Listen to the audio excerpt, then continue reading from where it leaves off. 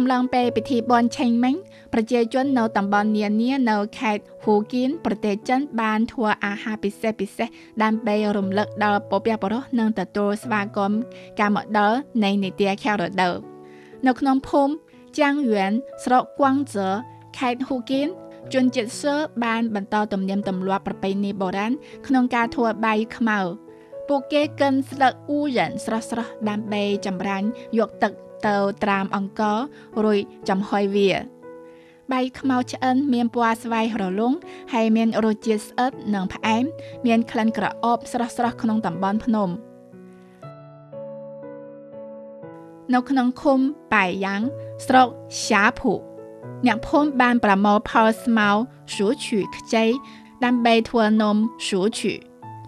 ស្មៅស៊ូឈឺនិងអង្ករដំណើបត្រូវបានស្ងោរបោកជាមួយគ្នានិងចំហុយដើម្បីធ្វើជានំអង្ករបៃតងហើយត្រូវបានផ្ដិតជាមួយគំនូរសិរីមង្គលអាហារឆ្ងាញ់តាមរដូវកាលដ៏ឈ្ងុយឆ្ងាញ់នីមួយៗបានបន្ថែមភាពកក់ក្ដៅនិងអត្ថន័យដ៏ជ្រាលជ្រៅដល់ពិធីបុណ្យឆេងម៉េងរបស់ប្រទេសចិន